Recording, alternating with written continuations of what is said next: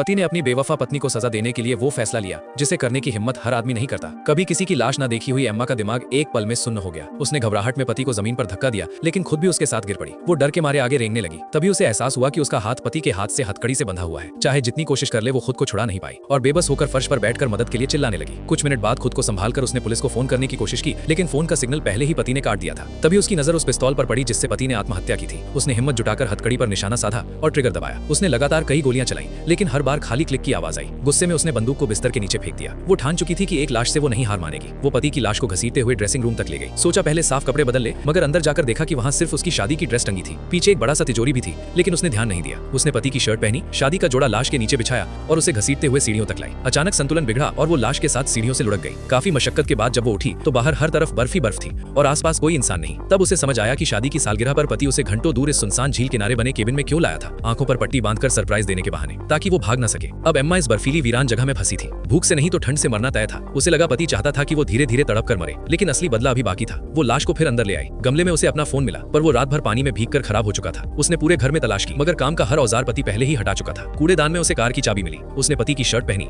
शादी का जोड़ा पैरों में लपेटा और कड़ाके की ठंड में लाश को घसीटते हुए गैराज तक पहुंची। किसी तरह कार में बैठकर उसने राहत की सांस ली, मगर कार स्टार्ट ही नहीं हुई। पति पहले ही पेट्रोल निकाल चुका था। चाबी इसलिए छोड़ी थी क्योंकि कार में एक रिकॉर्डिंग थी। रिकॉर्डिंग सुनकर एम्मा गुस्से से कांप उठी। उसने पति को धोखा दिया था, लेकिन पति भी कई बार उसे धोखा दे चुका था। फर्क बस इतना था कि उसने कभी खुलकर बदला नहीं लिया। मगर अब वो हार मानने वाली नहीं थी। वो फिर लाश को ऊपर ले गई, चेहरा धोया और आईने में खुद को देखा। तभी उसे गले में पति का दिया हुआ खास कस्टम नेकलेस याद आया। उसने उतारने की बहुत कोशिश की, लेकिन वो नहीं निकला। उसने सोचा कुल्हाड़ी से पति का हाथ ही काट दे, मगर स्टोर रूम में एक कील तक नहीं थी। दोबारा लाश को घसीटते हुए वो फिर सीढ़ियों से गिर पड़ी। बेहद थक चुकी एम्मा जब हांफते हुए बैठी थी, तभी दरवाजे पर 30 दस्तक हुई। वो सहम गई, मगर आवाज पहचान गई। उसका प्रेमी शाओ हेई था। उसने उसे कोई संदेश नहीं भेजा था। साफ था कि ये भी पति की चाल थी। शाओ हेई अंदर आया तो सच्चाई जानकर सन्न रह गया। अब दोनों मिलकर लाश ठिकाने लगाने का सोच ही रहे थे कि बाहर एक गाड़ी आकर रुकी। शाओ हेई ने पहचान लिया ये लोग उसका पीछा कर रहे थे। दो आदमी उतरे। एक ने खुद को प्लम्बर बताया। शाओ हेई ने टालने की कोशिश की, यहाँ तक कि $200 देकर भेजना चाहा, मगर वे नहीं माने। तभी दूसरे दाढ़ी वाले आदमी ने अचानक हमला कर दिया। शाओ हेई वहीं ढेर हो गया। दोनों लुटेरे घर में घुस आए। महिला छिप गई। दाढ़ी वाले की नजर तिजोरी पर थी। इस बीच मौका देखकर महिला बाहर भाग निकली, मगर खून के निशान छूट गए। वो लाश को घसीटकर स्टोर रूम में ले गई। वहाँ उसे एक पुराना जहाज का लंगर मिला, मगर उससे हथकड़ी नहीं टूटी। मजबूर होकर उसने पति का अंगूठा तोड़ दिया। तभी एक लुटेरा अंदर आया, मगर वो तिरपाल के नीचे छिप गई। जब दाढ़ी वाले ने लाश का चेहरा देखा तो पहचान गया कि यही उनका क्लाइंट था। अब उन्हें पैसे नहीं मिलेंगे। नुकसान की भरपाई के लिए तिजोरी खोलना जरूरी था। महिला नाव के नीचे छिपी थी। जब दोनों तिजोरी में उलझे, उसने देखा कि नाव में आधा डिब्बा पेट्रोल बचा है। पति एक बात भूल गया था। वो चुपचाप पेट्रोल घसीटकर गैराज की ओर ले जाने लगी, मगर तिजोरी खोलने के लिए क्लाइंट के फिंगरप्रिंट की जरूरत थी। तभी एक लुटेरा लाश लेने बाहर आया। वो खून में लेट गई और बच गई। जैसे ही वो पेट्रोल गैराज तक लाई,